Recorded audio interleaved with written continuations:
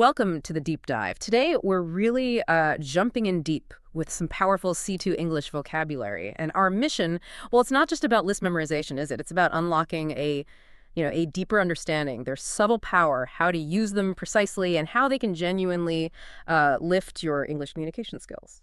Absolutely. And that distinction is, well, it's crucial for anyone really aiming for C2 proficiency. Yeah. It's not just stacking up more words. Fundamentally, it's about grasping those intricate nuances, the real depth, and knowing exactly how to apply these words in, sophisticated real-world situations. At this level, you're really expected to analyze, evaluate, articulate complex ideas with real subtlety and fluency. And that's exactly where this kind of advanced vocabulary becomes, well, indispensable, really. I like to think of this vocabulary as like your ultimate toolkit. Or maybe allies for those moments where you know exactly what you want to say, but the perfect word.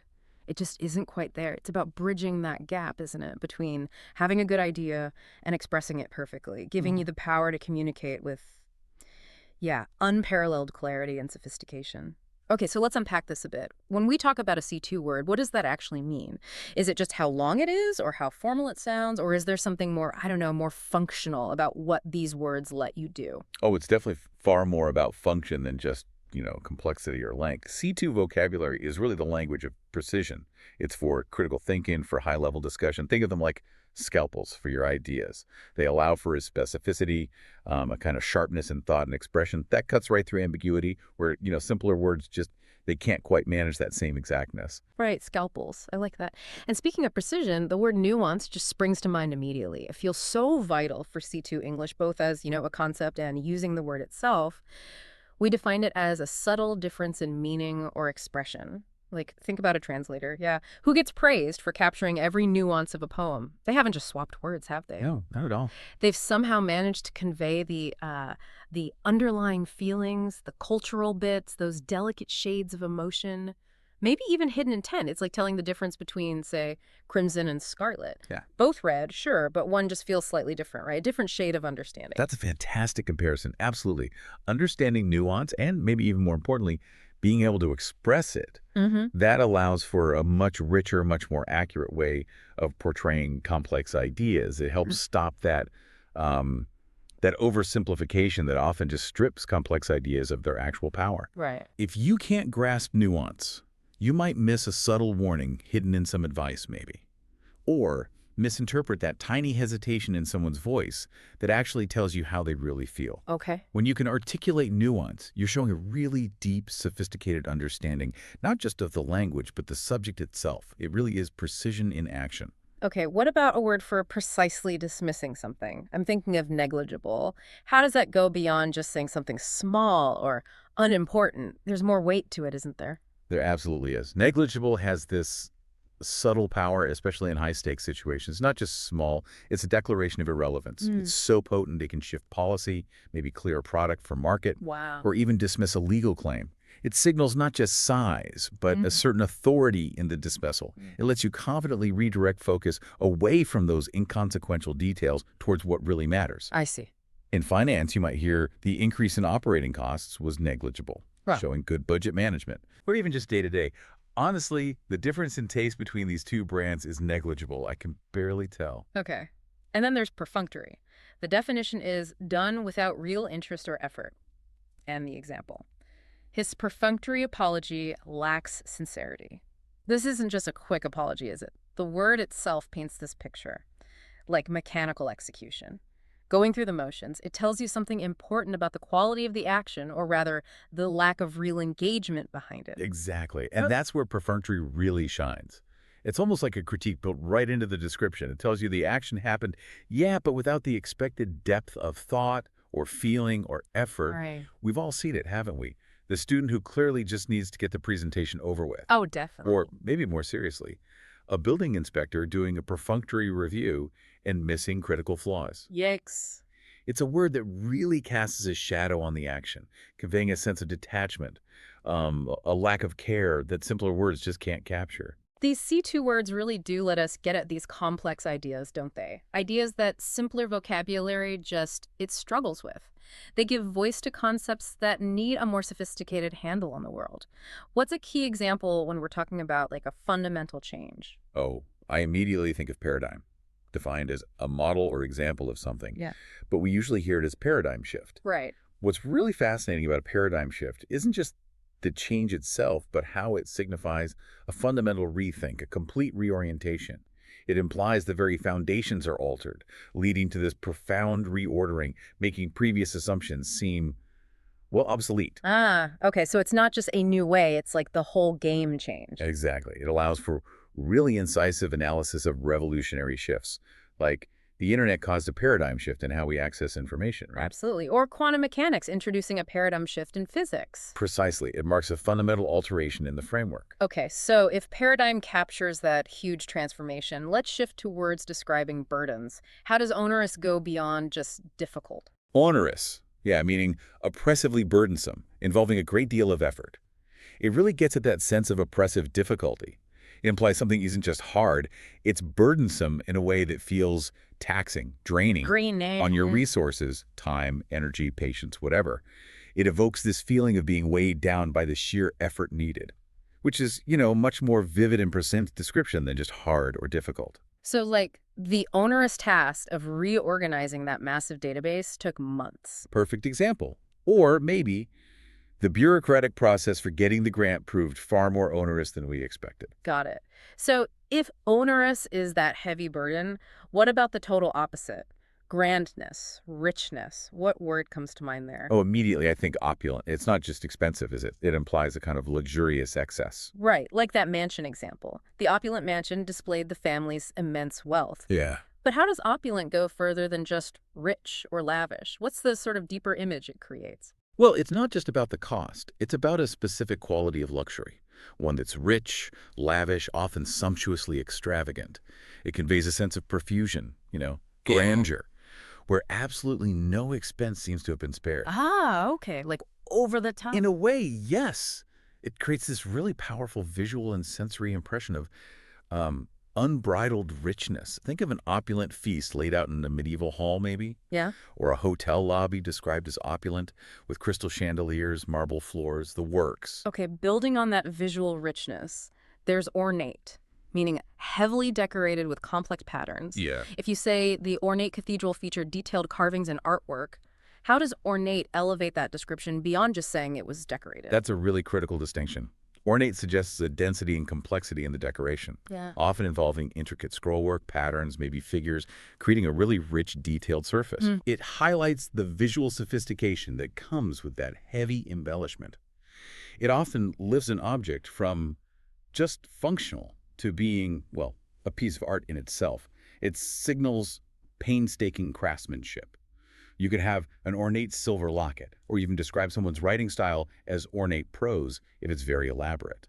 Now, these words aren't just for describing things or abstract ideas, right? They also give us this incredible practical power when we're trying to describe people, their mindsets, their character flaws. It's about getting to the heart of what makes someone tick, offering deeper psychological insight. Absolutely. Take myopic, for instance. It means short-sighted, lacking foresight or discernment. Example, the company's myopic focus on quarterly profits ignored long-term sustainability. Illustrates it perfectly. Right. This goes way beyond just physical vision, obviously. Here, it's a critique of a profound limitation in perspective. It implies a failure or maybe an unwillingness to see the broader implications or future consequences of decisions. So it's a flaw in thinking. Exactly. A fundamental flaw in perspective, often leading to, well, bad outcomes down the line. That's really powerful. It's not just they didn't think ahead. It's more like they couldn't or wouldn't see past their immediate goal. You might also say something like, his myopic view of history stopped him from understanding the nuances of current politics. It's really about a narrowness that kind of blinds you, isn't it? Emphasizes a lack of discernment. Precisely. A lack of seeing the bigger picture. Okay, this brings me to a pair that I think always trips people up. Obdurate and obstinate. They both scream stubborn, but there's a really fine line there, isn't there? What's the key difference a C2 speaker needs to nail? Ah, yes, a classic pair. And you're right, the distinction is subtle but crucial. The key is opinion versus action. If someone is obdurate, their mind is completely made up, irrelevant of new facts or pressure. Okay, fixed opinion. Exactly. Their internal belief or conviction is just unyielding. It describes an unshakable stance, a fixed ideology. Like, The obdurate negotiator refused to compromise on any terms, sticking rigidly to his original demands. Mm-hmm. You often hear obdurate in political or legal talk for that reason. Unswayed core beliefs. Got it. So obdurate fixed beliefs. What about obstinate then? Obstinate is that stubbornness showing up in behavior, in an action, or more often in inaction. Think of the classic example. The obstinate child refused to eat his vegetables. Ah, yes. Here, even if the child understands why they should, they just won't comply. It's about refusing to change one's conduct. You can even personify an object. The obstinate door refused to open no matter how hard I pulled. It's resisting physical action. Okay, that clarifies it. So choosing the right word tells you what kind of stubbornness you're dealing with. Is it a fixed belief, obdurate, or a determined refusal to act differently, obstinate? It's a valuable distinction. Moving on. Nonchalant, meaning casually calm and relaxed, not displaying anxiety. The example, he remained nonchalant despite the chaos surrounding the emergency, really hits home. It's not just calm, is it? It's a calm that seems almost effortless, kind of detached, unperturbed by everything going on. Yes, nonchalant beautifully captures that specific kind of composure, one that often borders on indifference or maybe an almost disarming casualness, especially when facing significant events. It's powerful because it suggests either this inner tranquility or maybe a very deliberate outward show of ease, regardless of the turbulence. Right. For instance, she approached the really tough interview with a nonchalant confidence that actually impressed the panel. Okay. Or you could use it negatively. His nonchalant attitude towards the safety regulations was frankly worrying. Right. Context is key there. Okay. And for describing financial habits, there's parsimonious, defined as extremely unwilling to spend money or use resources, like the example, the parsimonious millionaire lived like a pauper. This goes way beyond just being cheap or frugal, doesn't it? Oh, absolutely. Parsimonious implies this deep-seated reluctance to part with resources, Mm-hmm. often to an extent that seems unreasonable given their means. Right. Almost irrationally tight-fisted. Exactly. It describes a quality of character, this deliberate, sometimes even stingy approach to spending. It's a powerful way to convey a particular mindset about wealth and how it's used. It really evokes a sense of someone hoarding rather than just saving carefully. Mm-hmm. You might say, the university's parsimonious budget for the arts department really frustrated the faculty. Mm-hmm. Or, he maintained a parsimonious lifestyle despite inheriting a fortune. I think we've all maybe been that person sometimes, obsessing over a tiny detail when the bigger picture is right there. And there's a perfect C2 word for that. Pedantic, defined as excessively concerned with rules or details. His pedantic correction of grammar annoyed his colleagues. This isn't just saying someone's a stickler for rules, is it? What does it really imply? It implies an annoying, often irritating behavior, a preoccupation with minor details or academic formalities that becomes tiresome or disruptive. Okay, annoying is key. Yes, it suggests a focus on trivialities over substance. It perfectly illustrates behavior driven by an overemphasis on minor points or formal rules. Right. Often at the expense of broader understanding or just, getting along. Right. It captures that specific, often irritating tendency to correct or nitpick, often in a way that feels self-important or shows a lack of social awareness. So it's useful for subtly showing disapproval. Exactly. Disapproval of someone's overzealous attention to minor, often insignificant details. Okay, let's pivot slightly now. Let's talk about words that help us articulate the dynamics of things, their beginnings, how long they last, or maybe their end. Words describing states of being, existence, change, with that C2 precision. They help us understand the life cycle of ideas, tech, even social issues. Yeah, that's a great area. Consider nascent, meaning just coming into existence and beginning to display signs of future potential. The sentence, the nascent technology showed promise for revolutionizing communication, is a perfect example. It's not just new. It implies something emerging in its very early stages, but already holding the seeds of significant development. It suggests growth, undeveloped promise, often signaling a moment of great excitement or anticipation. It really captures that exciting moment right before something fully blooms, doesn't it? That sense of emerging potential, like a tiny sapling that promises a huge oak tree later on. Exactly like that. You might say the nascent political movement struggled for recognition in its early days. All right. Or the nascent talent of the young artist was already clear in her early sketches. It really highlights a promising beginning. Precisely. It lets you focus on that crucial early phase where something might still be fragile but holds significant future implications.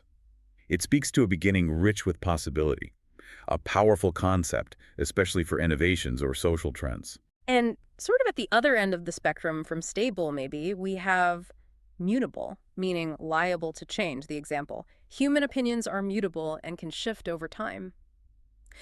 This word describes an inherent quality of changeability, doesn't it? A natural tendency to adapt or fluctuate, not necessarily a forced change. How does it convey flexibility? It describes an intrinsic characteristic. Something's very predispositioned to alteration. It conveys that something is inherently unfixed, capable of transformation, not rigid in its form or state. Ah, okay. This is super useful for abstract concepts, opinions, beliefs, cultural norms. It highlights their fluidity rather than suggesting they're static. Right. For instance, the mutable nature of language means new words are constantly being added, or our understanding of the universe is mutable, always evolving with new scientific discoveries. It's great for describing dynamic systems. Okay, so if nascent is about new beginnings, then perennial seems to be about things lasting a long time or popping up again and again. World hunger remains a perennial issue. What does this word emphasize about these enduring challenges? Perennial signifies exactly that, a long-standing, enduring presence, or a continuous recurrence. It's not a fleeting problem, like a perennial plant in your garden. It just comes back year after year, or maybe it never truly goes away. Right. This word offers a powerful way to describe ongoing challenges or maybe truths that have a kind of timeless quality. Hmm. It suggests deep-rooted issues that resist easy solutions.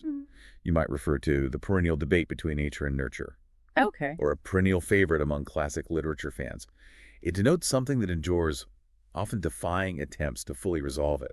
And as things get older, sometimes they become obsolete, meaning out of date, no longer produced or used. The sentence, "the old computer system became obsolete within a few years," connects perfectly to that life cycle idea. What does it highlight about eventual irrelevance? Well, obsolete doesn't just mean old. It means something has been superseded. It's been rendered unusable or unnecessary by newer developments. Ah, Exactly. It implies a definitive end to its utility or relevance.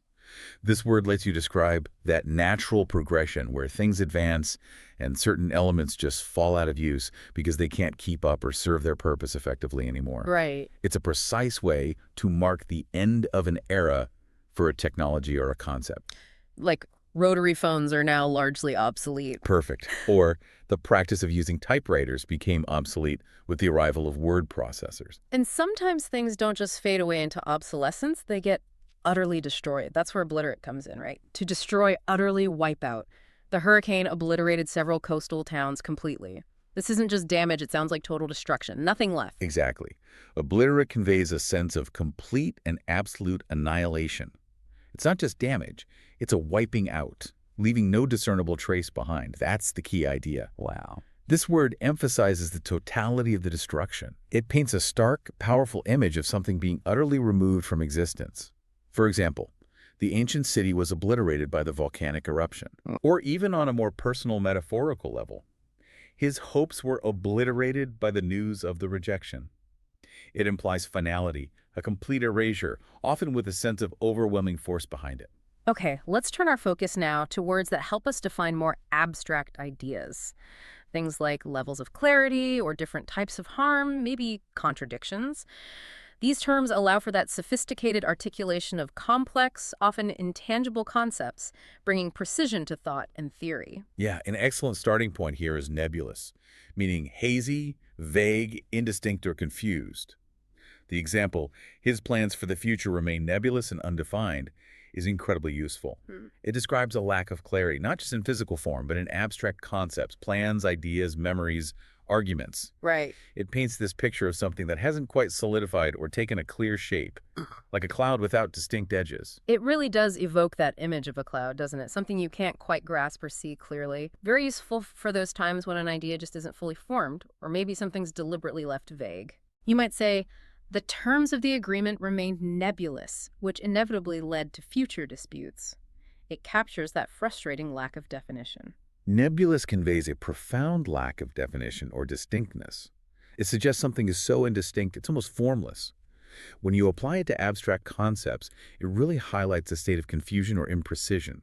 It makes it an indispensable word for critiquing or just describing poorly conceived or articulated ideas.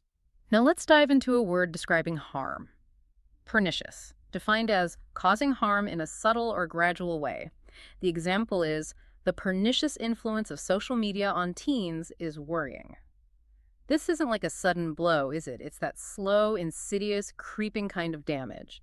The kind that might not be obvious at first, which actually makes it more dangerous. Pernicious is a truly powerful word for exactly that reason. It signifies that slow, insidious harm, the kind that might go unnoticed until the effects are really deeply entrenched. Using it requires a deeper analytical understanding of a problem, because it implies this hidden or gradually unfolding destructive process. It allows for a more nuanced critique of influences that might not seem overtly aggressive, but are still profoundly damaging over time. It highlights a deeper, more complex layer of negative impact.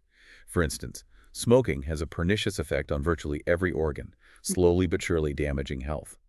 It's really about that creeping danger. Okay.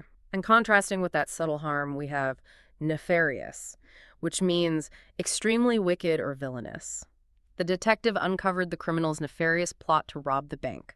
This word describes overt, deliberate wickedness, doesn't it? Suggesting malicious intent that's clearly evil, calculated villainy. Yes, nefarious speaks directly to clear, conscious malevolence. Unlike pernicious, which implies that more subtle, gradual harm, nefarious points to something overtly wicked, a plot or an action conceived with actual evil intent. It leaves absolutely no doubt about the villainous nature of the act or the person behind it. Okay, so no subtlety there. Not at all. It's a powerful descriptor for outright depravity. Think of a nefarious scheme to rig the elections. Right. Or maybe the nefarious deeds of a supervillain in a comic book. It's about clear, intentional villainy. Let's shift gears slightly to a concept that really challenges our understanding. Paradox, meaning a seemingly contradictory statement that may reveal truth. For instance, it's a paradox that the more choices we have, the harder it becomes to decide. This isn't just a simple contradiction, is it? It's one that, when you think about it, reveals a deeper, often surprising truth about us or how things work. Exactly. What's truly fascinating about a paradox isn't just a logical twist. It's how it forces us to confront the inherent complexities of truth itself. It challenges our easy assumptions, our mental shortcuts.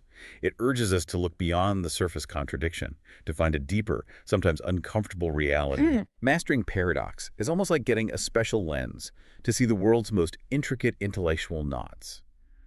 This word is crucial for sophisticated analysis because it acknowledges complexities and apparent contradictions in the real world. It fosters deeper understanding. Like, it's a common paradox of modern life that we feel more connected than ever through technology, yet also report feeling more isolated. That's a great example. Or the paradox of success bringing a whole new set of challenges. Precisely. It highlights truths that defy conventional logic but still ring true. And finally, for expressing a lack, an insufficiency, there's paucity, defined as scarcity, a small quantity of something. There was a paucity of evidence to support the claim. How does this offer a more formal, more precise way to express lack compared to just saying there wasn't much? Well, paucity is definitely more formal, and it's more impactful. It implies not just a small amount, but a deficiency, a critical lack, often one that leads to a significant problem or blocks progress. Okay, so it implies consequences. Yes, often. When you say there's a paucity of evidence, you're making a clear, strong statement about the inadequacy of the support. No. It's much more forceful than just saying not much evidence. It adds a certain gravitas to your assessment. I see. You could also say there was a disappointing paucity of original ideas in the student's essay. It really underscores a deficit. Wow. Okay. We have covered a truly fascinating range of C2 words today. And we've seen why they're so vital for really elevating your communication. But I think the real question now is, how do you, our listener, truly make these words yours? How do you move beyond just recognizing them on the page to actively integrating them to achieve genuine mastery? That really is the absolute crux of C2 proficiency, isn't it? Knowledge is most valuable when it's not just understood passively, but actively applied. Right. It's simply not enough to memorize definitions or spot these words when you read them. To truly own them, you absolutely must practice using them in context. That means deliberately putting them into your writing, actively trying them out in conversations, and reflecting on how these specific words shape the meaning, how they let you express yourself with more precision, maybe more depth than before. Okay, so let's talk concrete strategies then, because this is, where the rubber meets the road. First, for writing practice, consciously try to weave these words into your written work. University essays, professional emails, even just personal journal entries or reflections.